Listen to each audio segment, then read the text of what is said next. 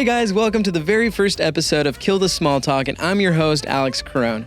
On this podcast, I bring on guests from all walks of the entertainment industry, and we get down to the nuts and bolts. On this episode, I'm talking to my very great and funny friend, Jason Collings. You may recognize him from his appearance on The Tonight Show with Jay Leno, or his podcast called Pull Up, or his special called It's Not Me, It's You, which is up on YouTube. Here's the interview. Enjoy. It's kind of how I approach stand-up, to be honest. Alex knows. Yeah, I don't really sit down and write it out or anything. I just go, let's see what happens. And I go on stage for an hour. See, when I started, because I came from acting and theater and like short films and stuff. So I'm used to, having a fully like written out script.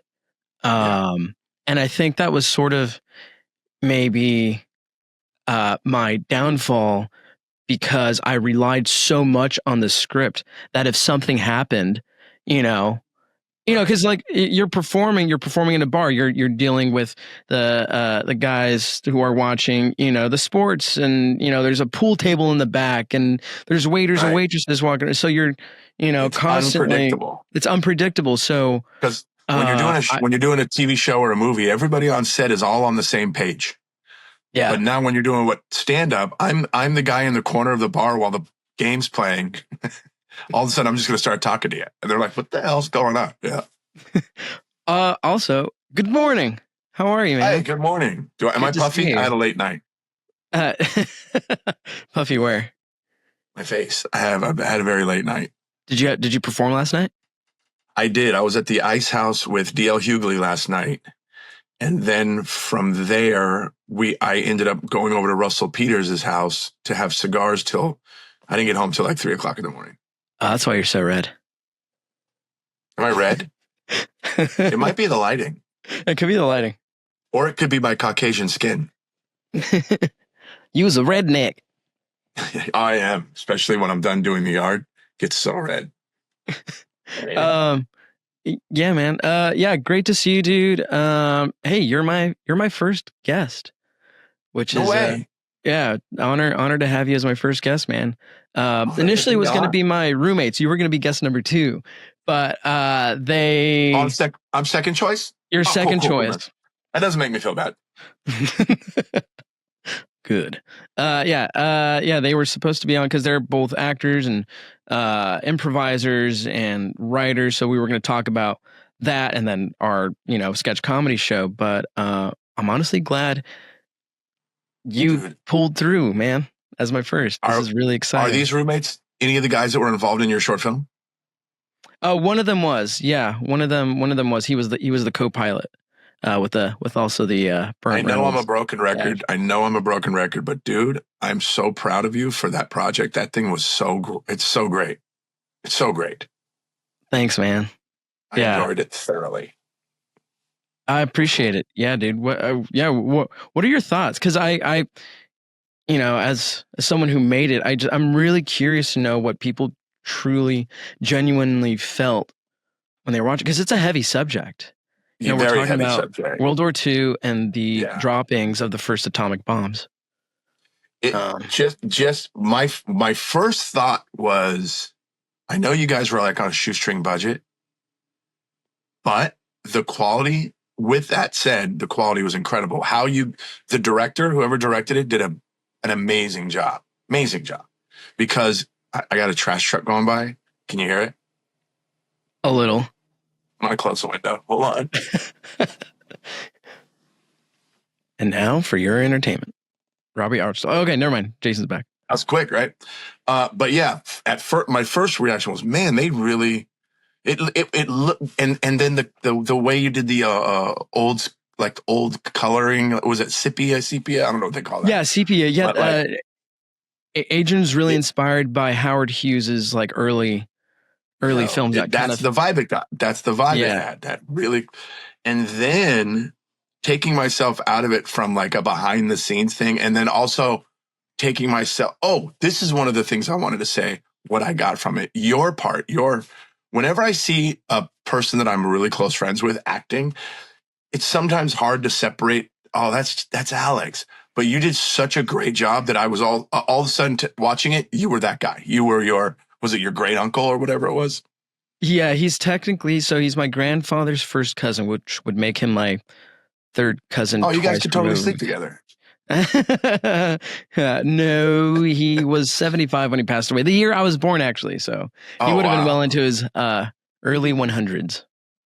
Wow. But yeah, man, watching you, I was like, okay, and then I was in the story. I was really locked in, and I really felt like I'm watching these real guys. It was great. And the way that you guys were able to portray the scene where he's seeing, as they're flying away, he's seeing the mushroom cloud. That was just so, I mean, just the heaviness of that, knowing what just happened. And it was almost like he knew but didn't know. Like, what did I just do? Yeah, that was the sentiment of most of the crew members on the plane. Most of them they knew what they were going to drop was going to be may have shifted in a new direction in the way the war was going, but they didn't know the amount of devastation and the catastrophe that it was, gonna cause. But my relative, Bob, smart guy, like came from like an engineering background, like studied engineering and wanted to be like a pilot when he was like very little and always wanted to fly planes. So his just mindset was very like technical, just a very technical guy. So like this is what we're doing. This is how it's going to work. I noticed there was the scenes where he was meticulously and taking notes in his journal, and it was great, man. It was really and cool. Plus he was close to Paul Tibbets because fun fact. So like when we were writing the script, there's that scene where where Paul just tells Bob, they're having that conversation in the middle section of the plane, and Paul Tibbets leaves towards the cockpit, and my character Bob goes up to him and grabs him by the leg, and initially, and we had written, he said in the script he said Tibbets. They would call each other by like their like last names, Caron, Tibbets. I was like, Tibbets seems more formal. They had a much closer relationship. So I was like, I feel like that should be changed to his first name, Paul, because he would call him Bob. He'd call him Bob and he'd call him Paul. So we changed that, and I was like, yeah, that definitely feels, especially in that moment. That's right. Yeah, it was like, this is just friend to friend, yo. That was cool, dude. What are we doing? Is a very famous name, right? Isn't there like airports named after that guy? Like, I don't know why that sounds familiar. I don't know why Tibbets Field is in my head. Maybe it might be. I'm not sure. Yeah, it might be named after him. But anyways, dude, let's talk about you, man. Me? That's why you're here. That's why you're here. So we grew up in the same sort of neighborhood. I grew up in, Downey, Lakewood, Long Beach, Bellflower. My dad grew up in Lakewood, and he was born in the early 70s. So like that whole area is still, home. I think your dad and I were born the same year, 71. 71, yeah. Yeah. 71. Yeah, I was born in Santa Monica. I was born in Santa Monica in 1971. So was he? I was born at the... No way. I was going to say, let's see. Born in Santa Monica. The first 5.5 years of my life, I lived in, it's right near Calabasas, Agora area. There's a little hidden town called Malibu Lake. And it's literally this town, beautiful town. Were you a fan? You were the fan. We just talked about The Office earlier. Were you a fan of The Office? Yeah. Yeah. There was a episode where Michael drove his car into a lake. Oh, is that where they shot it? That neighborhood is where I lived. And it was back then, it was like an artist's colony. My dad was a musician and my mom was a singer-songwriter. And so they lived, and a lot of musicians lived out there. And then the house that my parents were renting got sold. So we had to move, and we ended up living in North Hollywood for a little while. Not long. And then I spent my first half of kindergarten in North Hollywood. And then we moved down to Long Beach because my aunt had a house in Long Beach that my dad was struggling musician, not a lot of money. And my aunt had a house. My aunt and her husband, my Uncle Rudy, who was a retired LA fire captain, they had a house in Long Beach that they were selling. Because at the time they lived in it, but at the time, I guess to be an LA County firefighter, you had to live in LA County, and they were living in Orange County, in Rossmore. Right. So he's like, we're going to move to the Valley. We're going to sell these two houses. And so they sold. The deal was we could live in my aunt's house in Long Beach while it was for sale. But part of the deal was we had to be there and show potential buyers the house. And then during that time, my parents were looking for an apartment in Long Beach, and they found one. So then we moved but then I've been living in Long Beach ever since kindergarten. Well, I live in Lakewood now, but I grew up in Long Beach. Right. But you're like, because I've been to your place, and I think that street constitutes the border between Lakewood and Long Beach now. I look at Long Beach across the street. Yeah. Cause, where I live I think where I live used to be North Long Beach. And now in right. Years ago, they kind of, because like Lakewood, like it's almost like a hand going up. It's like Long Beach goes up into Lakewood because there's parts of Long Beach that go. Yeah. And yeah. So, but if you just go one block that way, you're in North Long Beach. They changed it now. They have all these new signs up in North Hollywood. They call it Uptown Long Beach now. You mean North? Okay. Yeah. North Long Beach. Long Beach, they call it Uptown. There's that Crunch Fitness, right? Isn't there a Crunch Fitness like right there on the intersection? I think that used to be a Smart and Final, and that's where my dad worked. That was his like first kind of like full-time job. Is that the one, the Crunch Fitness on, is it Lakewood and RT? I believe so. And then there's the In-N-Out, like if you make a right, and then there's the CVS. Yes. Remember the CVS across the street that you, me, and Raul went to? Yes. Yeah, right there. So your dad used to work there when it was a Smart and Final? Smart and Final, yeah, that was his like first, kind of full-time job. But yeah, everyone, it's so fun. Everyone in our family, because my grandfather was a manager for, I'm forgetting the name of the grocery store. Not Smart and Final, but he was a manager for a grocery store for a long time, like 40 years. And then after that, like all his kids kind of. Was it Long Beach? Was the grocery store Long Beach or the area? Because there's like Albertsons is a local market we had here. And of course, Stater Brothers. Vons. Yeah. Ralph's. Is not a Safeway. Safeway's more northern. California, you might be thinking of back in the day, all the Safeways, they used to be called Thrifty Marts, and they became Safeways. Like I remember my dad telling me if you went up on Signal Hill, which is a hill in the middle of Long Beach, back in the 50s, 60s, as far as I could see, you see a bunch of these giant T's. And because Thrifty Mart was this chain of restaurants, and their logo was just this big red T. And you could just see them for as far as you can through LA. We had one right across the street from my house where I was growing up. Thrifty Mart, baby. I'm old. God. So you grew up in that area, and your dad is a musician. Didn't you tell me once that he had a place also in like Laurel Canyon?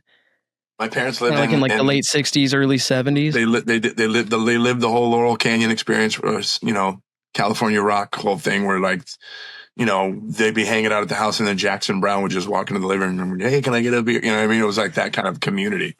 Because my uncle, who was in the bands, because my dad had a charting hit in 1970, and the band made up of my dad, my Uncle Roger, my Uncle Larry, and then Uncle Larry ended up becoming the bass player for Loggins and Messina, which was Kenny Loggins, and Jimmy Messina had their group, and all the old songs like even though we ain't got money, I'm so in love. My uncle played bass and did all the falsetto backups on all those songs and stuff. So we were in that thing for a while. But my dad and in the band that he was in, all of them wanted to be the leader of the band. So of course the band broke up, and then they signed really bad contracts where managers and agents bought houses in the Hollywood Hills while my dad was on his hands and knees killing cockroaches. They all get So then he in the early 80s, well, let's see. No, in 1979, I believe it was 78, 79, one of his bandmates started an electronics component company, like these little inductors, and he showed when my dad quit music, he kind of didn't know what he was doing. So he started coaching my brother and I in football. And one year we're at football practice, and Dad's kind of in between bands and stuff like that, and this brand new Porsche pulls up, and all the kids, and I was on a hood team. Me and my brother were one of very few white people on the team. So when a brand new Porsche pulls up to the park where we were practicing, everybody stopped and went, "What the heck?" And the guy gets out of the car, and I recognized him as the guitar player in one of my dad's bands. I'm like, "Oh, wow, that's just Jeff." And I saw them talking, and they had a meeting. And it turns out Jeff started this electronics component company down in Orange County and came to the practice, said, "I want you to come work with me and build this company." And they ended up building that company into a Fortune 500 company. And so from the early 80s till he retired out of that, that's what he did. He worked in he was a businessman. He had an office. But when I was 12, 13 years old, my dad put my brother and I in martial arts, and we ended up doing martial arts for years and getting our black belts. And then my dad ended up getting a black belt. And I was going to say, how did he get into it? Because I thought that came from... See, here's what happened. Usually it's the kid learns from the dad. Well, he just put my brother and I in it for like disciplinary reasons and stuff. Because mostly me, my brother, not really, but I was getting in a lot of fights at school and stuff. And so he's like, "I'm going to put you in martial arts." And our whole family thought he was crazy. They're like, "He's fighting at school and you're putting him in martial arts?" And my dad goes, "Trust me." Literally, the minute I started taking martial arts, I never got in a fight at school again. We were doing martial arts. And when my dad... I was ended up at 21. I was working at the company that he was, running. And he called me in his office one day. He says, "Close the door behind you." I'm like, "Uh-oh, I'm in trouble." Right.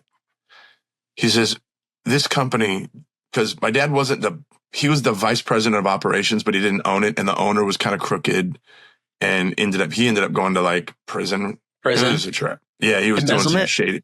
Yeah. Big time. He went to one of those, white collar prisons,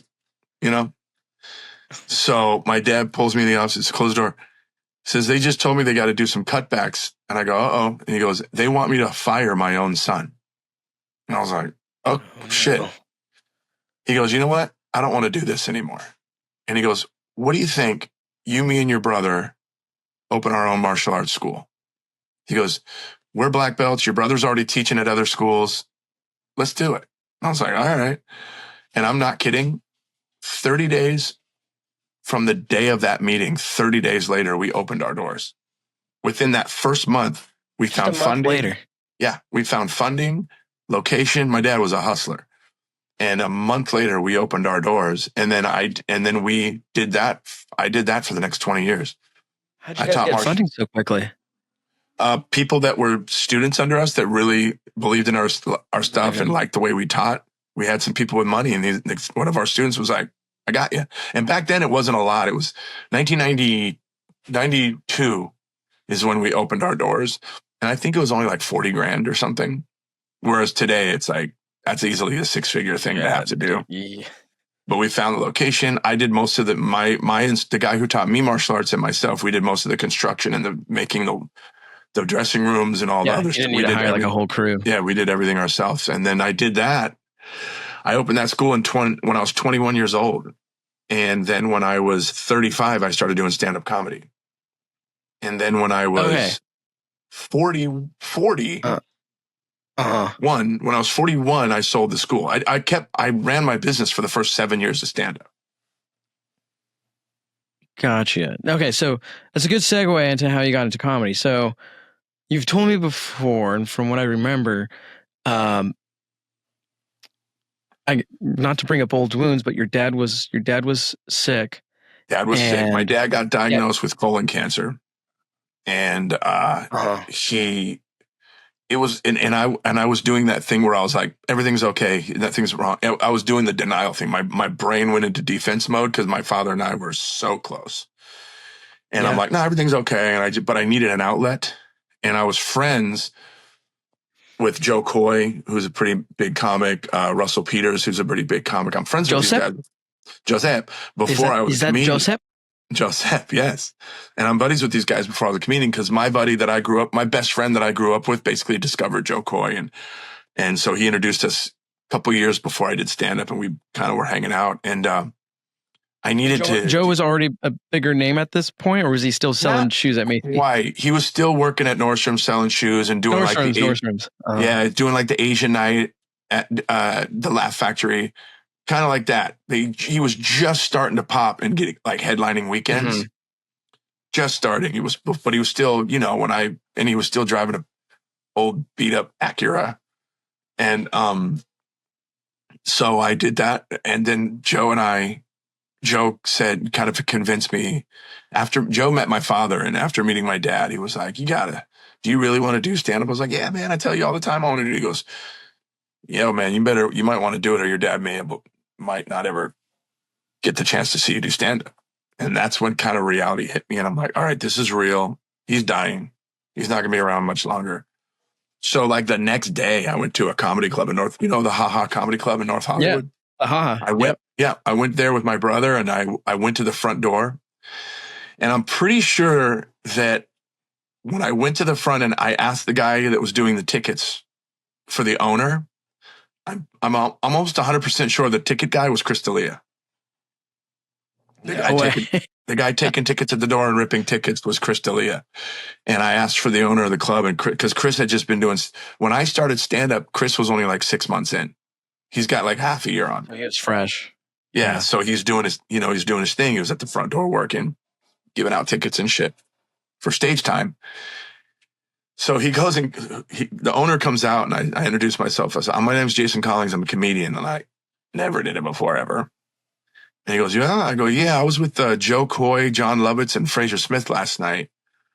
And they were telling me that I should come do stand-up comedy at your club. And he goes, really? I go, yeah. He goes, they said that? I go, yeah. They didn't say that, by the way. Joe told me to go to the open mic at the Ha. I was like, no, I'm already a comedian. Not true. Yeah, I'm already doing it. I'm already established. Yeah. And he said, and Jack Assadorian, the Assadorian family, I call him Jackass. They own the Ha. Jack says, well, how long have you been doing stand-up? I looked this man right in the eyes and I said, 5 years. Never did it before in my life. He says, okay. And Joe Coy told you? I go, yeah, because Joe was starting to blow up and they knew who he was and shit. He says, well, come back tomorrow. I'll put you on the show tomorrow. And that tomorrow was like a Friday night main show, 8 o'clock show, like a real show. The bringer, not a open mic. It was the real show for their club on their weekends. So I go, all right. And I show up the next day and I had nothing, dude.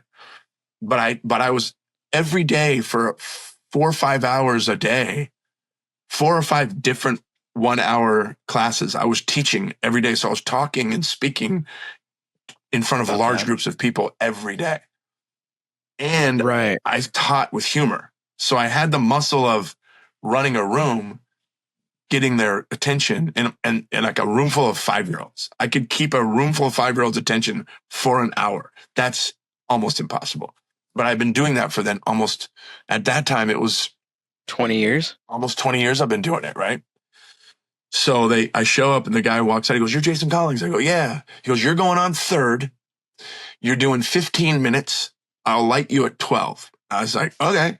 And now when I tell comedians that, they go, fuck, 15 minutes, your first time? But you got to understand, for me, 15 minutes felt like nothing because I'm running these 1 hour plus 1 hour, 1.5 hours sometimes classes where you have to keep their attention. And both my brother and I were very involved instructors. We were humorous, but we weren't the kind of guys that goes, here's a move, go over there and practice it and then go in the corner and read a magazine. We were hands-on, we wanted everybody to be the best. So I had that. So when he said 15 minutes, I'm like, fuck, that's going to be so easy. You know, I didn't know what he meant by the light though. For your listeners that don't know what the light is, when you're at a comedy club, if you're scheduled for a 10-minute set, they'll ask you, when do you want your light? And you say, I'll give me a 2-minute light, means the light will come on to let you know you have 2 minutes 8-minute mark to wrap it up. Right. See, and I'd been going to comedy clubs for so long, all my life I've been going to comedy clubs. As soon as I was old enough to go to comedy clubs, I was me and our buddies would take our girls for dates to the Comedy Store and the Improv. Like that was what we did. And there was a great show in Long Beach that I went to all the time. So I knew comedy clubs. And when the light thing, I remembered, oh man, that's what that was. Cause I remember sitting in the back of the Improv watching Joe one night before I was a comic, just there hanging out. And this red light on the wall would turn on. And I'm like, dude, that must be annoying for the comics. Cause I thought it was some signal for the wait staff or something. I'm like, oh, it's probably a light. It's probably a light. Right. And they're probably using a light so they're not talking during the act. That's what I thought it was. Mm-hmm. And then when the guy said, I'll give you the light, I still didn't know what it meant. But then I'm on stage and it's going well. My first time I was doing crowd work. I was talking to the audience. I was doing callbacks. I'm sitting in the chair like I'm some veteran comic. But what you have to understand is that my education into stand-up comedy was going and watching the greats. I didn't even know about the open mic scene. I'm like, oh, those are just Very guys in different. coffee shops doing poetry or whatever. I'm watching Dane. I'm watching, Tosh, Chappelle. I'm watching these guys every week, and I'm seeing these naturals who make it look easy. So this is what my brain is going, that's how I'm going to do it. So I looked like I knew what the hell I was doing. And then during my set, the guy that was running the show opens his phone, and it was in '06, so it was a flip phone, and starts waving the phone. Yeah. But you know how it is. You've been on stage. You know how you can't really see the audience because of the lights in your face. No, so I didn't know who was waving the phone. My first thought was, because my dad was sick, my first thought was, oh shit, that's my brother. We have to go. Oh, like someone. Yeah. Oh, yeah. You know what I mean? Oh, shit. But then I quickly realized, oh, that's the wrap it up light. That's what he meant by the light. Because then when I saw him, he moved the phone close to his face, and I'm like, oh shit, that's the guy running the show. So then I wrapped it up. And as I'm walking off stage, the host goes, great job, dude. And I run into a comedian who's kind of a veteran comic at the time. His name was John Roy.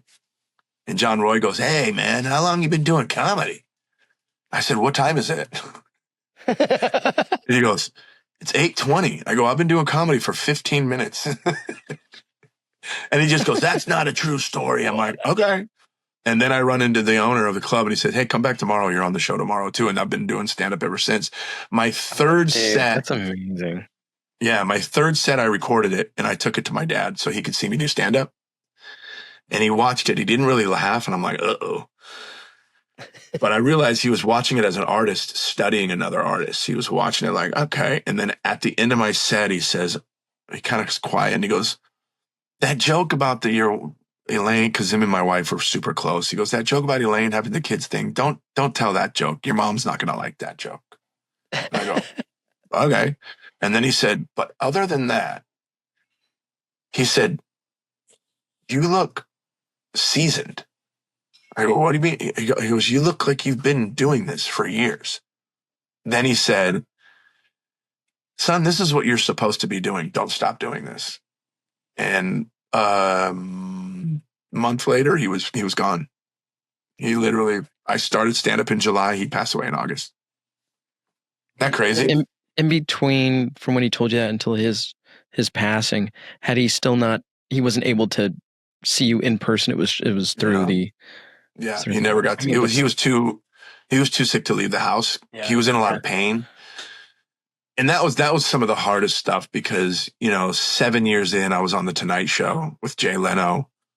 I was on BET Comic View. I was doing all these big things. They put my name on the wall at the Comedy Store. They invited me and flew me out to do the biggest comedy festival in the world. And he didn't really get to see all that. Montreal, Just for Laughs. Just for Laughs, yeah. Yeah, 2013. I was one of the guys on 2013. I did Best of the Fest, Talk of the Fest. Did a bunch of shows, did the BET Comic View show, but that was kind of rough. But I felt like he was on my shoulder a little bit. Like there was a moment when I did the Tonight Show where I'm behind the curtain thing that opens up before you walk out on stage. And I'm hearing Leno talk. This guy's been on this and that, and he's performing at the Brea Improv this weekend. And I'm listening to that, and I look over, and the stage producer lady is looking up at me. She goes, "Are you okay? Are you nervous?" She asked me, I was nervous. And in that moment, I was like, no, I'm literally not nervous at all. And I had this overwhelming feeling like I'm exactly where I'm supposed to be right now, And then the doors opened up and I walked out to an applause break. It was crazy. They were like, yeah. And then I walked out. I was like, hey guys, what's up? And I went like this, and the place went nuts. Like they knew who I was. And then I ended up doing a 4.5 minute set, got something like 6 or 7 applause breaks in a 4.5 minute set. And Joe Coy called me afterwards crying. It's one of the best late night sets I've ever seen. He goes, that was crazy. You made it. You made it, which I didn't make it because the business always changes. I thought I made it. I'm like, this is it. I'm about to be a national headliner because that's how it used to work. And then some shit changed in the business. Social media. Not quite yet. Back then, it was more of the diversity thing, which I 100% agree with. It was not diverse enough. There was too many cis white men, cis straight white men. Yeah, I was literally told by my manager, there's a huge shift and nobody really cares about middle-aged straight white guys right now. Like literally said those words. And I'm like, yikes. And I got some weekends here and there and a few other things, but like it didn't pop it at all. And I'm like, fuck. Then I started overcoming that and building my rep again. And I was like, here we fucking go. And I was about to blow up again, right? I had Russell Peters. He was going to produce a 1 hour special for me. Called a meeting with one of the biggest directors and one of the biggest television directors. Wanted to direct my special. We didn't approach him. He saw me at a show. He's dying in the front row, and he's like pounding the table. And I'm like, who the heck is that guy? Turns out he's a director, and he's a pretty well. You ever seen that movie about the black pilots? Was it Red Wings or something like that about the World War II pilots? I know what you're talking about. I haven't seen it. He directed that movie, directed a bunch of TV shows, a bunch of episodes of like Power and all those. He's huge. He's a very successful director. They call a meeting with me, him, and Russell Peters, and we're sitting at this restaurant, and I'm literally going, oh my God, fucking finally, right? And Russell's going to this guy. He's like, I would put Jason's hour against any of these big guys that are out right now. I don't care who it is. I'll put his hour against any of them. Because at that time, I was doing the road with Russell. I'm doing arenas with this guy, right? Yeah, and you're traveling internationally, right? At that point? Oh yeah, we did all of Canada. We did India. We did Africa. We did Dubai. We did Bahrain. A lot of the Middle East. And then I'm like, it's about to go down. And then what happens? Pandemic. The world shuts down. And I'm like, are you fucking, God damn it. Can't fucking get a break. So because of my age and because of when I got into comedy and how it worked for me, I didn't embrace social media because you didn't need it. You really didn't need it. You just had to be really good at comedy, and the clubs would do their part to promote your shows, and they'd bring you out. You'd get a guaranteed pay plus whatever if the door's up. It was just, everybody's working together. And nowadays, you don't need to be funny. You have to have a certain amount of. Here's how it is. Followers. See, back when I started, you had to build your act. The very first priority was build that act, get that undeniable act, get that undeniable 5 minutes, turn that into an undeniable 15, undeniable 30 hour, so on. You built the act. Mm-hmm. Once you had the product and the act ready, then you went out, you did the late night shows, and you built your following. Well, now it's flipped.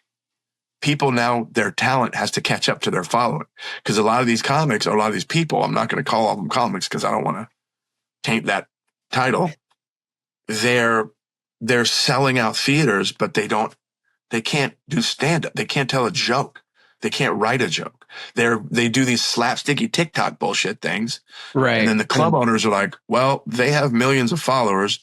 We don't have to spend any money on advertising. We'll give them 80 to 100% of the door, and we'll make money on food and drinks.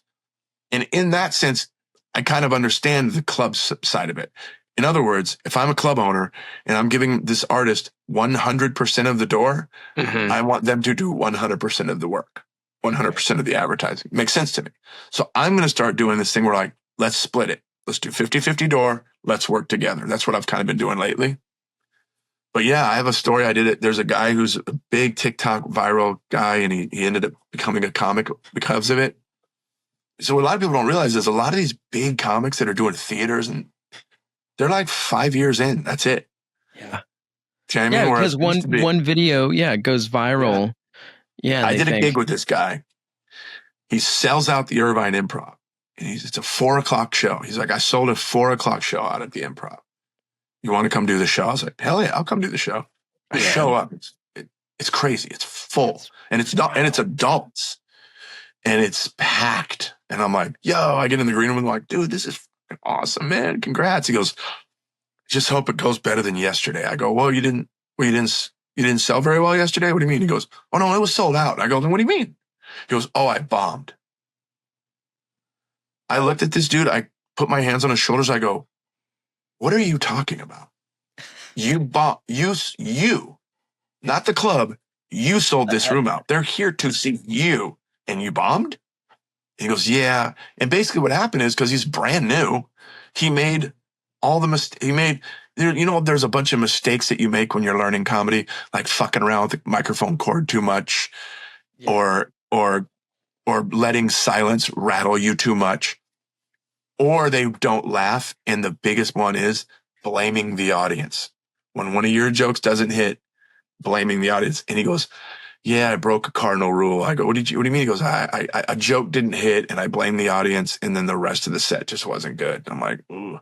It's like, you're like these guys, their open mics are sold out theaters. It's like, fuck. It's a mind fuck for me. So the mistake that I made, and I there's no way I could have known, is during the pandemic, I didn't embrace social media because everybody went online with TikTok and all that stuff because there was nothing else to do. I got to do a podcast. So during the pandemic, me and Brent Morin and Will Burkhart, who's now Was that the Lion's Den? Tour, we did the Lion's Den. So I thought this is what's going to keep me from losing my mind. Because if I don't do stand up at least 3 times a week, I'm a piece of shit. I'm grumpy at the house. I'm mean to my, you know what I mean? Like I have to do it. So I'm like, what am I going to fucking do? I'm going to lose my mind. But doing that podcast once or twice a week, it saved me. But what we didn't know, Brent and I, is that while we're doing the podcast, our little producer, Will Burkhart, he starts posting comedy stuff on this new app called TikTok. And we're just like, that's the goofiest shit I've ever seen. Like it was do you remember Vine? Mm-hmm. See, Vine is what got me. I had a very successful Vine, but Vine is what got me off of social media, because Vine, when we were all doing Vine, it was fucking awesome. It was so fun. And it was just goofy and silly. Yep.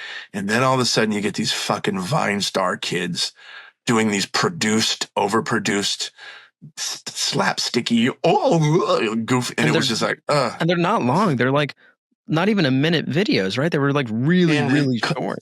And the complete opposite of funny. Like just as bad. It's just bad. But I should have stayed on that. But it turned me off because I'm like a purist when it comes to comedy. That's not funny. I don't want anything to do with it. Yeah. Which that was my mistake. Clink on that glass harder. Is that Bella? No, it's either my wife or my son. So when we were doing our Lions Den pod, Will starts doing this TikTok, and I looked at TikTok. I'm like, ugh, that's annoying. It reminds me of Vine. Wanted nothing to do with it. Next thing you know, he's getting like, he's at one point where he's like, they got 150,000 followers on this thing. And these people want to come see me do stand up. And I'm like, what? So by the time I fought it for a little bit. And then by the time I'm like, okay, I have to do this, it was a little too late. It just was. I didn't get in early on the algorithm. Now I'm doing everything right now, but it's a lot harder of a, journey because now I have to get that one viral thing that will pop. Yeah. You know what I mean? And so now it used to be I could write my jokes, I could do my shows, and I can get paid to do this thing. Now I have to have all these new skills. I have to be a video editor. I have to be a marketing guy. You know what I mean? Whereas lighting. Yeah. You're your own production crew. Everything.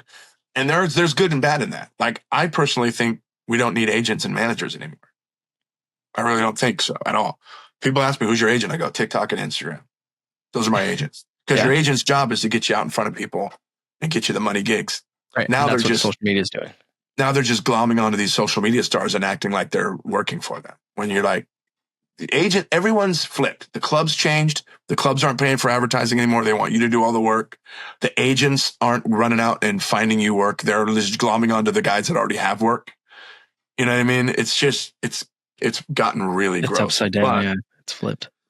And it's crazy because at the end of the day, when you come see me do stand up, at this point in my career, the audience is going to leave happy. They're going to be happy with what they saw at the club live. Yeah. But now the obstacle is getting them there to see me. Like, for example, clubs that used to hire me to headline their club on weekends across the country now are now going, yeah, we'll give you like a one-nighter on a Wednesday. And then they got these hack-ass guys on the weekends making a ton of money. And then all the Yelp reviews were like, well, that sucked live. Because, for example, there's a guy who does this. He does this TikTok where he talks to it and then pretends he's talking to a little kid, and then he's the little kid. The cut back and forth thing, and he's doing these characters that are a huge hit on TikTok. Then he goes to do a stand-up act, and the audience is disappointed. They're like, "We wanted to see the characters." That's another thing. Audiences are dumb as shit. Audiences are dumb as shit. He had to be like, those characters are me. Those aren't real people. That's me. And so people are like leaving bad reviews at the clubs. And that's another thing. The clubs are struggling right now because of this whole social media boom. Because now these comics on social media are getting so big, they can't perform at the clubs. They got to do the arenas. They got to do the theaters. So now the clubs are having a hard time getting these bigger names. So they're struggling on ticket now sales. They're competing.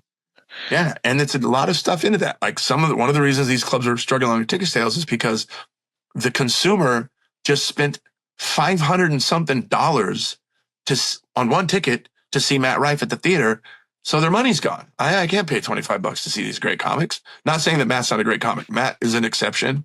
Matt's been in the game since he was 14 years old. But what I'm saying is the ticket prices are insane. They're like minimum $500 a ticket to see these guys. It's crazy. Yeah, that's rock star level, ticket prices. And even then, like rock star level, they're doing the Forum. They're doing Madison Square Garden. They're doing the Chase Arena. It's insane. Guys like the guys that I love, Shane Gillis. I think Shane Gillis is an amazing comic. I think he deserves it. But the thing is, he didn't get famous because of his stand-up. He got famous because of his podcast. SNL. That's why what you're doing is great. Podcasting is it right now. I have 2 podcasts that I'm doing, and I'll do more if I need to,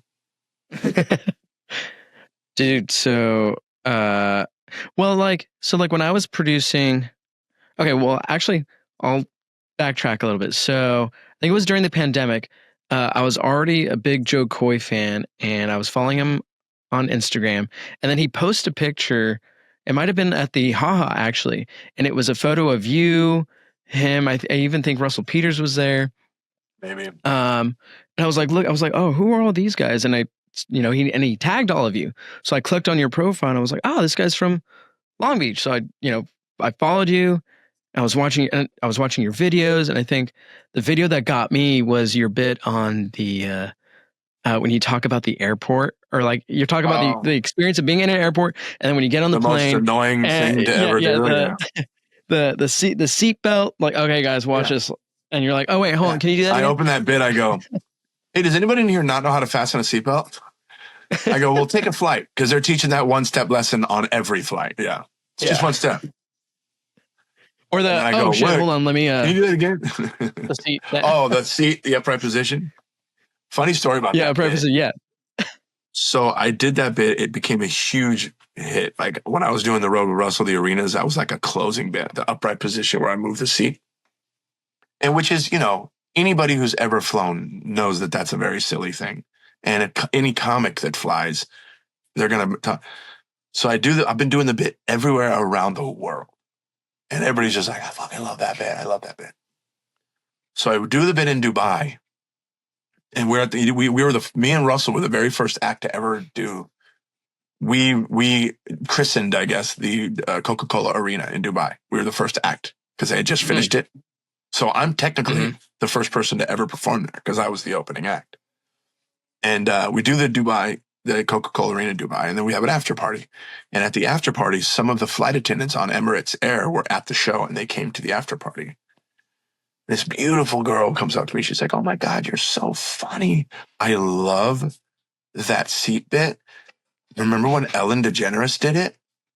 And I went, what? She goes, yeah, Ellen DeGeneres has it on one of her specials in like 1990 something. I'm like, what? So I looked it up, and dude, it was so close. So close. To the point where some people that don't know comedy, how comedy works, will be like, oh, Jason stole that bit. I'd never seen it. I'm not an Ellen DeGeneres. I'm not liking Ellen DeGeneres stand-up specials. You know what I mean? Like I can barely stand her show. And, but I'm like, oh my God. And then and a couple people, I talked to a couple people about it, and I said, what I do, what I chalk that up to, and what a lot of people don't realize that happens in stand-up is what I call like-minded thinking. Mm-hmm. Yeah, these universal Like-minded truths. thinking, universal truths. And on top of that, think about how many millions and millions of people just in our country are doing stand-up comedy. We're all going to land on the same shit, you know? So I got really nervous, but I'm like, you know, who cares? You know, and then I kind of researched it, and I'm like, a couple other guys talked about it. But it's one of those things that if you fly, we all know that moving the seat this much for your safety is fucking ridiculous. Yeah. I added, when have you ever seen the news story? We would have had a miracle here today had the passengers sacrificed their comfort by 1 inch. But, you know, it is what it is. That's great, man. With all these things, though, with all these things I'm dealing with and all these obstacles, man, I just fucking love doing it. That's at the bottom line is once I'm up, I was in the worst mood yesterday. A gig that I had booked for August. I was doing this big theater in August, headlining it, and it got canceled because the air conditioning in the theater busted and they have to move the date. I was so just in a cranky ass mood. So I said, you know what? DL Hughley's show's tonight at the Ice House. I'm just going to go hang out. And I walked into the green room and DL goes, thank God you're here. I go, what's up, man? I go, you got room for me tonight? He goes, Collings, I got room for you every night. And sure enough, in like 2 more comics, DL's like, you're up next. And then getting on stage, all the grumpiness, all the bad mood, gone. And then Russell texts me, he's like, come over after your spot. Let's have some cigars. And then I go to Russell's last night because I have a show tonight in Bellflower at the Stand-Up Comedy Club that you're coming to. We'll be there. Russ, you what? Yeah, I'll be there. Oh, okay. Well, surprise, surprise. Russell's the guest surprise guest. Russell's doing a spot. Yeah. So, and he told me last night, he's like, yo, I'm going to come do your show tomorrow. I got to pick my son up in Anaheim at 4, and then I'm going to come do your show. He goes, let's do a video. And that video I posted where I'm like, special guest. Yep. I was in his kitchen last night. So, dude, that guy is so humble. I remember meeting him because you guys had a show together, and did he host it? Was it I saw him there. I thought he was going to like headline or do like, 10, 15 minutes. He was hosting it. I'm like, what? He's hosting, but he's having he hosted my headlining night. And he's having so much fun. Yeah. You're talking about the one at the Ha-Ha. And he's having, no, at the Ha-Ha in North Hollywood. Yeah, Ali Sher's show, Ali and Friends. Russell hosted it. Yeah. Ali was there. Yeah. Ken, R.I.P. Ken was there. Yeah. The keeper. Me, Ali, Ken, Russell. Gosh, those are some good comics on that show. Who did you grow up listening to? Who were some of your favorite comedians? So, comedy, growing up, stand-up comedy was always big in my house. We all just loved it. And back then, it wasn't everywhere. Like these people today don't realize how lucky they are that they could just access stand-up comedy whenever the hell they want. We had to wait around. We had to wait for the new special. And back in the day, in the 80s, early 80s, Rodney Dangerfield had a special on HBO called The Young Comedian Special.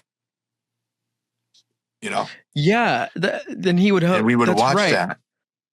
Dude, and he had like Bob Saget on when he was new. Bob Saget, yeah. I remember seeing Carrey when he was new. Stephen Wright when he was new. He was like Rodney Dangerfield's Young Comedian Special. And he puts these young guys on. And we would watch that. And that's where we discovered Jim Carrey, Sam Kinison. And it was like, whoa. And but it wasn't like, yo, I like them. And then you pick your phone up and go look. You just had to go, wonder when I'm going to see that guy again. That was awesome, How did you ever find out? When I was very young, very young, my brother and I found my parents' comedy albums. Because back then, you just got records. And they had records. Richard Pryor. They had Richard Pryor. They had Bill Cosby, a Bill Cosby record. They had a Carlin. They had a George Carlin record, but they also had a Red Fox record. And you might be too young to remember this, but Red Fox was the original dirty comic. Like he was filthy, like very dirty and sex jokes. And then my brother and I got into one of these records when we were like 9 and we're listening to this shit. Oh, what? We thought it was fucking hilarious. My parents were like, well, don't listen to those yet. But Bill Cosby was fine because he was rated PG, Then? And then like the new, like George, there was a time in the 80s, in the 90s, early 90s when George Carlin seemed to have a new HBO special every year. And that was like a big deal at my house. We couldn't wait to see it. You know what I mean? And then when got a little older, there was a place in Long Beach called Club 41, and they did a comedy night. And it was like, it was like you could tell these guys weren't successful comics. They were new. It was dark, but for some reason we just enjoyed it. I'm like, this is comedy. Then there was a show, a very famous show. They talked about it in a couple documentaries. So there's a place in Long Beach down on Pine called it's called Shannon's. Okay. Yeah. Is it an Irish pub? Yep. And then there's an upstairs. Well, back in the day, that used to be called Birdland West. There was a jazz club in New York called Birdland. And we had a Birdland West. And every Thursday night at Birdland West in Long Beach, this incredibly hilarious comedian, I got the honor to work with him a couple weeks ago, TK Kirkland. He hosted a show every Thursday there. And it was just him and his young comic friends doing comedy. And we would go there every Thursday night. And I'm going to tell you, this is crazy. The lineup was always Martin Lawrence, Damon Wayans, Jamie Foxx. Damn. All these, David Allen Greer, all these guys before they were famous, when they were just knocking around doing comedy. And we would go see them every Thursday at Birdland. And I just remember TK, the host, was just hilarious. And I was at a baby shower for a family member or old friend the other day. And one of our other friends says, remember when because they always talk to me about comedy. She says, remember when we used to go to Birdland and watch I was like, oh yeah, it was great. Literally 2 days later, I'm doing DL Hughley's show at the Ice House. And TK Kirkland, the guy that hosts that show, walked in, and I was like, and I walked up and was like, hey man, I just want you to know it's an honor to be on a show with you. I was just talking about you the other night. I go, yeah, you were? What do you mean? I go, friends of mine, we brought up Birdland West. He was like, Long Beach. He goes, you don't understand, dude. That room was a moment. That room ended up becoming DL Hughley's room. DL Hughley ended up running that show on Thursday nights. It was because he told me that night, he goes, I gave that to DL. And DL was like, hell yeah. And so comedy's just been a thing forever for me. And then of course, when I was old enough to go, I got to see these guys develop into stars. You know what I mean? But man, there's always just my favorite comics that are working today are like Bill Burr. I love Bill Burr. I love Sebastian Maniscalco, but you know who I'm just nuts about right now? And he's so funny. And if you don't know who he is, please watch him. He will make you cry laugh. Rory Scovel. Oh, Bro, do not sleep on Rory Scovel. Yeah. He's one of the best on the fly writers. He did a documentary a few years ago called, what was it called? Living Through the Fear or something like that, where he did a week of shows. Every night he did a show at this theater in Atlanta. Every night he did an hour, no material, just improv off the top of his head. Incredible. But then his material is like, is developed, is just so funny. There was a show on, I can't believe, if I remember it was Netflix, but it was called Physical. And it was about that beautiful brunette actress where she became like a aerobics instructor. It was kind of a dark comedy. Rory played her husband in that series. Okay, he's also an actor. He's been in a ton of stuff, but oh man, yeah. I originally met him on a television set, on the set of a TV show. And Undateable. My buddies were on that show, Undateable, that went like 3 seasons on NBC. Rory was like a guest star on that. Didn't you repost a clip recently? Maybe. Oh, me and my brother sitting on set. Yeah. We were in the green room. They had a green room set up that was just that show. I was supposed to be on the next season of it. They kept trying to find parts to write me in. Like Bill Lawrence is a buddy of mine who's the creator of. Bill Lawrence is an incredible. Ted Lasso. That's a Bill Lawrence show. Oh, so wow. Yeah. He's huge. And him and I kind of got along. Bill Lawrence did comedy back in the day when he was a kid, And he was like, people would go, yeah, we should have Jason come in and play this part. And Bill would always go, no, it's not a big enough part for him. We got to find a good one for him.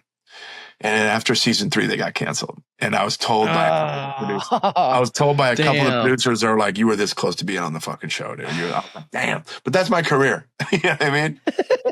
Just almost, you know, but. And then some shit happened. But I met Rory on the set of that. And to this day, we still say what's up or whatever online and stuff. But dude, right now, I think right now, Rory is my top favorite. Rory Scovel is my favorite comic working right now.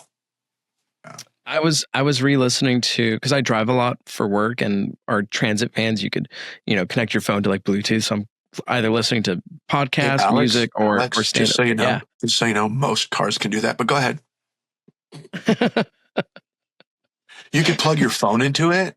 Not our trucks. Not our trucks. Music's through the speakers. Not our box trucks. You got to listen to the radio for that. Like this. It was old. You're listening to 95.5 KLOS. Yeah. So I've been re-listening to some of my favorite specials. One of the first specials I ever listened to actually was I was at my Uncle Mark's house, and he had a Mac computer, and I was downloading. My Uncle Mark has such a great taste in music. He grew up in this, he was in his 20s and the 70s. So he was listening to the Beatles and Zeppelin and all those, great kind of classic rock bands. Yeah. And I didn't care what I was downloading. I just connected my phone to his computer, download, and then just downloaded everything from his library. And we were on a trip one day, and I'm listening to music, and all of a sudden I hear this like man talking. I'm like, wait, what is this? And I checked my little iPod, and it was Louis C.K.'s 2008 special, Chewed Up. Come on. Beast. I was 11, 12. I was like, what is this? He's one of my all-time favorites. Introduction to listen. Yeah. Your first introduction to listen to stand-up was Louis. That's awesome. Was Louis. I love that. Because today these kids are like, my first introduction to listen to stand-up is, some TikTok kid, I'm like, well, you're not. They all think Kill Tony is stand-up. They all think that's what stand-up is.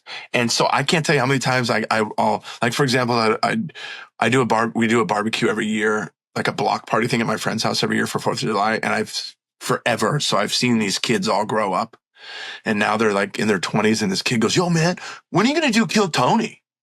And I'm like, do you understand it's a glorified open mic? I'm not going to do Kill Tony, but that's what it is. It's back to the social media. Yeah, because they give you a minute. Yep. And it's these guys roasting you. That's what stand-up is. People think that's what it is now. And that's why, you do shows and people start talking in the audience because they want to be roasted. And I'm like, no, this isn't that show, pal. So yeah, it's a fucking obstacle course. But I'm doing it, and I'm not going to quit. And here's why. Because people don't fail at this business, Alex. They just quit. Just quit. That's very real. See, Eric Griffin told me that. Very real, dude. Because I feel like, so my background is theater and acting. I never thought about doing stand-up ever. But some of my favorite comedic actors were also stand-up comics. Like Robin Williams, one of my number one favorite actor of all time. Yeah, and he started in stand-up. He was like a Juilliard. And Jim Carrey, another great example. Wasn't Robin Williams? He went to Juilliard. Yeah, he studied. He was the real deal, man. Yeah, real deal. So I look up to that guy a lot. Well, look down now, but he would have liked that. Jim Carrey?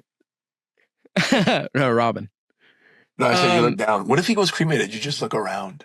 Oh, what is that? Sorry, Robin got in my nose. See, and comics can always take the dark and just make a joke out of it. And I heard the best. I heard the best story of how laughter is the best medicine. We all believe in that. So you were talking about a lot of your friends are improvisers. I love listening to Amy Poehler's podcast. Amy Poehler has a podcast called Good Hang. Oh, yeah. Yeah, Good Hang. And they told the funniest story because John Hamm, they've all been friends. John Hamm and Amy Poehler, fucking Paul Rudd. They all kind of came up. They've all just been buddies forever. So one day they were on the set, and Amy Poehler was very, very pregnant and about to have her baby on the set of SNL. And she gets a phone call and John Hamm was the guest host. I remember the story. Amy gets a phone call that her OBGYN passed away. That that's supposed to deliver her baby. He died. He had a heart attack in the middle of the night and died. And she's in tears. John Hamm walks up to her, puts his arm around her, and says, "Hey, listen, this is my first time doing SNL. Can you please pull it together?" And that just healed everything. She just cracked up. I just fucking love that shit, dude. See, that's one of my favorite man. Jokes like that. Yeah. Anyway, so I was doing theater and improv and sketch and so the theater school I went to, they offered stand-up classes. So it was like part of the curriculum. We had to take it. What school? I was like, oh, it's Theater of Arts. Where is that? They're like Theater of Arts Conservatory. They had moved to several locations, but they are the oldest acting conservatory in I want to say Los Angeles or California. What was that? I was just listening. Yeah, and so anyway, so part of the curriculum was to take a stand-up course, and the stand-up teacher who is now or was the president, who later became the president of the school, it was like an 8-week course, and then our final was to perform at the Comedy Store because he had a connection with D's Nuts. What's his name? Vargas. Was it Dean? Vargas. Yeah, Vargas. Yeah. He was friends with Vargas, and so like they made a deal, like we're gonna have these students come and perform. And so of course we all got like 5 minutes. And me being one of the only students who was going to that school who's actually from LA, born and raised in LA, everyone else was from out of town. So when they all came, like maybe a few of them brought like a couple of friends. I had like 15 people show up. Oh, wow. And of course Vargas liked that. Yeah. And he was like, dude, like I'm going to book you on the next show. And then, I was like, all right. So like, I remember, so I still have my envelope and written on it says $85. I got paid $85 for 5 minutes because I brought 15 people. I'm like, oh, I'm a professional. I'm going to keep doing this. And then I performed again for a second time. I didn't bring as many people, but I still brought enough to get me paid. Did it the third time. The numbers kept dwindling down. Bringer shows are the worst because your friends are like, I got to go to another one, dude. I got to go again. I got to pay. I got a 2-drink minimum. Your friends never want to pay. I got to drive to West Hollywood. Yeah. Yeah, even my family were like, yeah, well, it doesn't let us know when you're either. performing down. It doesn't change. I'm doing a show tonight. I'm 20 years in. I've done everything there is to do in stand-up. And my friends are still like, yo, can I get a guest list? I got like 15 people that want to come. And I'm like, bro, I go, this is how I make a living. So if you don't pay for tickets, I don't get paid. And they're like, oh, like it didn't even, one of them is in the elevator business. I go, can I have a free elevator? No. Okay, wait. Now I feel shitty because I was one of those people that asked to be on a guest list. Well, yeah, it's different. Honestly, Alex, you didn't really have to be on the guest list. You know that. You just show up there. You're still considered a comic. Oh, actually, okay. You just reminded me because I know why I was talking about Theater of Arts. So, I never felt like I was like, a comic. As I wanted to be. I looked up to Jim Carrey and Robin Williams, and I wanted to be a comedic actor. Right. That's what I want, and I still want to do that, and I'm still trying to do that. And because I feel like I could play characters comically rather than come up with material and speak to an audience. Right. I've always felt that about myself, and I still do. And so when I was doing stand up, like I did like the feeling because it's still performance. Because I was getting I wasn't getting offered. I was getting myself booked. Like I would sign up for like the open mics, and I'd do a couple shows here and there, and I was getting more work as a stand up than I was an actor. I was like, all right, well, F it. I'm just going to do this. I'm going to go where the work is where the work is at. Right.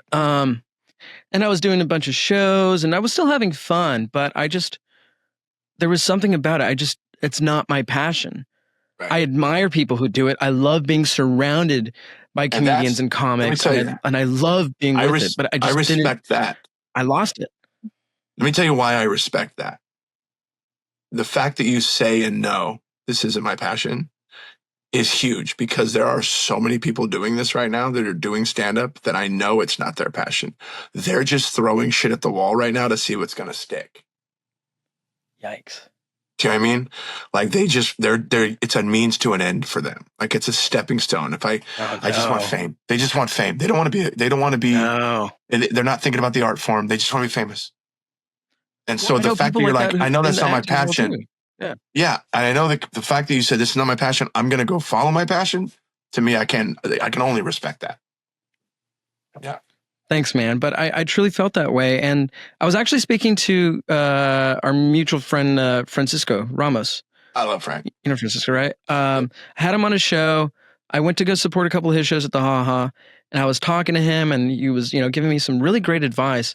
And he was like, honestly, man, the only advice I can really give you is if you're not hungry for this, it's not going to work out. And I was like, and that stayed with me. I was thinking about that sentence for like the next, couple weeks. I was like, he's right. I'm not hungry. I'm hungry to perform in a theater, in a play, in a movie, in a short film, in a commercial.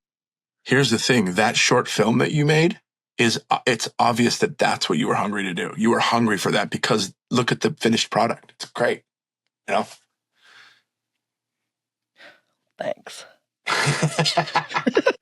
Thanks, Jason. Stop being gay, dude. All right. Couple final questions, man. Then I'll let you get on with your day because you got a show tonight. And I'm gonna drive an hour and a half to go see it. Nice. It used to be a lot shorter, but you had to move. Dude, that drive from Downey to Hollywood on a Monday morning at 7 a.m. brutal. Yeah. Even worse on the way back Monday after work. Hour and a half. That's why you would see me a lot at the comedy clubs in West Hollywood because I was like, well, I'm not gonna drive an hour and a half. I'm just gonna drive 10 minutes and go hang out with comics. It's a different experience for me because I don't have to drive in the morning. My shows are at night. If I leave here at 7:30, takes me no time to get out there. But having to do that drive time work traffic thing. Oh, yikes! I can't wait till I don't do that anymore. But I want to talk to you about, you got a special out right now. It's not me, it's you. It's been out a couple of years now. Couple years, right? Yeah, it's been 2 years. What was the experience of producing it, and just kind of talk me through some of the behind the scenes and what that was like. So what we talked earlier about, I was going to have that special done, and then the pandemic happened, and that whole thing went away. Well, a buddy of mine, a guy that I met through Chris D'Elia years ago, he was just he liked Chris's stand-up, so he would come around, and then him and Chris became buddies, and of course, me and Chris are buddies, so me and this guy became buddies. Richie Walls. Richie Walls is his name. Turns out he owns and operates a production company. They do television commercials. They do television shows. They do movies. And he became a big fan of mine. And Brent Morin and I ended up in Nashville because they're based out of Nashville. Mm-hmm. Brent Morin and I ended up in Nashville at Zany's one weekend, and he hit me up. Actually, who the actor Shane West is? Shane West was the lead actor. He was the lead actor in that Mandy Moore movie, A Walk to Remember. He was in A League of Extraordinary Gentlemen with Sean Connery. Sure. He's just been in tons of shit. He's also a buddy of mine that I met through the stand-up. He calls me and says, hey, my buddy Richie wants to come to your show in Nashville tonight. Can you get him in? I go, yeah, send me his name. And he sends Richie. I go, Richie Walls? I go, he's a buddy of mine. He goes, oh, hell yeah. We're all coming to the show tonight. I go, you're all in. Great. So they come to the show. We end up going out afterwards in Nashville and partying all night. And the night ended with me and Richie making a deal for his company to do my special. Literally, that's how it works in this business. Right place, right time. Yeah. It's all about relationships. He's like, we're producing your special. We're going to make your special. And we ended up deciding to shoot it in Nashville at the Analog Theater. And I think it was like a year after that night we hung out was when we shot. And it was great. It started out on Amazon. Amazon kind of buried it a little bit because it wasn't an Amazon original. So then I moved it to YouTube, and now it lives on YouTube. And anybody wants to go see it, just look up Jason Collings. It's not me, it's you. on the YouTube. On the YouTube. It Okay, was such a man. It's great, been the real experience was nice great. having Let me tell you about the you. experience of shooting this special. Can I tell you about the experience, why I loved it so much? Because it became a family affair. Because my wife was in the credits. My wife did my wardrobe. My brother was an assistant to the director. Brent Morin, who you know is like my little brother, he directed the special. He And then directed it, right? Richie Wall's the owner of the company, is a good buddy of mine. So it was incredible. And now I'm still, and then I met people on the production, like the sound person, the girl that did my makeup, me, her and I and my wife still chat online. You know what I mean? Like it was just such a really cool experience. We had a few glitches, They you gave you know. the prosthetics, right? Yeah, made me look really young. Prosthetics and the wig, and dyed your hair. Giant bulge. Yep. But it was awesome, man. But yeah, I have a special out there. I have another one I shot a half hour in Canada last year that hasn't, I don't know where it's going to live. Russell Peters' production company did it, and we're just waiting for a place for it to land. But I'm going to let people know when that comes out. But I want to shoot I'm going to shoot another one. I'm getting ready to shoot a whole nother special. Yeah. Do it, man. Yeah, I wish you nothing but the best, dude. Thanks. One final thing. For my future listeners, because this is the first episode. I have friends that have come up to me and they're like, "Oh, dude, like I want to get into stand up, but and I would tell them, well, just write what you know and go to the open mics, and that's sort of how you kind of build your 5 minutes, build your 10. Do you have anything you could say Here's the thing. to people who want to become? If you want to do stand up, you have to physically do it. Go find out where there's an open mic, find out where there's anywhere you could stand in front of an audience on a microphone and start telling jokes. Because being funny isn't just being funny and being a stand up, two different things. Like, how many people do you meet that are like, I should do stand up? Everybody tells me I should do stand up. All my friends say I'm funny to do stand up. And I'm just like, no, but for also most of the time they're wrong. I have a new thing I say when people come up to me after shows, like, man, I'm pretty funny. I'm pretty funny. All my friends tell me I should do stand up. And I go, oh man, you have really bad friends. But if you really want to do it, it's like the thing we talked about earlier about the passion. If you feel it and you're passionate about it, just get on a microphone and start talking. And if you bomb, go back the next night and do it again. It's like, the falling off the horse thing. Dust yourself off and get back up. I approached stand up a lot like I approached martial arts. And my father used to say this thing to our students that I still say it to this day to people. They would come to karate class and jiu-jitsu class. And they would just get their asses handed to them. They would get ass kicked. They couldn't remember the moves. They were just a bad. And they would say to my dad, Mr. Collings, what's the secret of becoming good at this? Like, how do I become good at this? There's no secret. And my dad said, the secret is just show up to your next class. That's it. And that's how it is with stand-up. There's no secret. The only way you get good at anything is just to do it over and over again. The only way you build a muscle is to go to the gym and work out that muscle. Obviously, there are the shortcuts like getting surgery, but people are trying that with stand-up now, but it ain't going to work. True talent equals longevity, in my opinion. But if you want to do it and you think you want to do it, it's so much easier today to find a place to do it. There are communities on Facebook. Hey, guys, I want to come do an open mic. Just go do the open mic. Get on a microphone. I've met people who I've only been doing stand up maybe like a couple of years, and they're like, all right, like I'm ready. Like I want to produce like a special. I'm like, dude, you've only been doing it like a couple of years. That's the problem. What are you doing, man? That's the problem with this younger generation. That's the problem with these younger comics because they want instant gratification. Perfect example, our mutual friend, Sam Hirschgold, was at an open mic. He was at an open mic recently, and he overheard a guy go, man, I've been doing this for 18 months. When am I going to pop? And that's the mentality. That's the algorithm. 18 years. Yeah. But the thing is, here's the reality though, Alex, it could happen very soon because of social media. Social media is, in my opinion, one of the best things that happened to the business of comedy and one of the worst things that happened to the art of comedy. Yeah, I agree. It's so hard to watch too. And you get these young guys that walk into green rooms like they own the place, and you're like, who the fuck is this guy? You know what I mean? But it's bad. It's bad and it's good, and it's bad and it's mostly bad. It's mostly bad, or what does George Carlin say? It's bad for they're all in a club and you ain't in it. Yep. You're not in it. And then the new one I say is, and the game is rigged. The game's rigged, man. Algorithms. If you got algorithms, you're a ticket seller now. If you got talent, you better get some algorithms.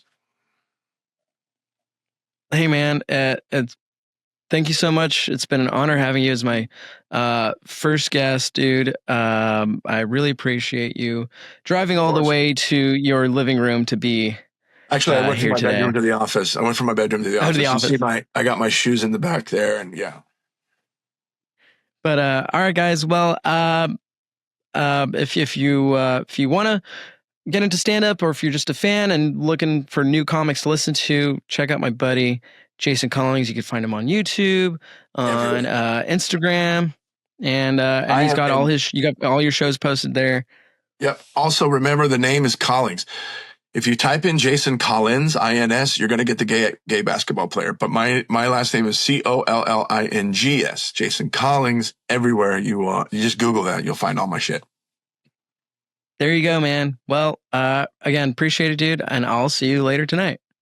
Later. See you guys. Thanks for listening to this week's episode. Make sure to like, follow, and subscribe so you'll get notifications when new episodes drop. Thanks to my guest, Jason Collings. Music by Mark Fabian. Produced and engineered by Robert Altschuler. Recorded at Command Recording Studios. Make sure to follow us on Instagram at Kill the Small Talk Podcast and at Command_Recording_Studios. We'll see you next time.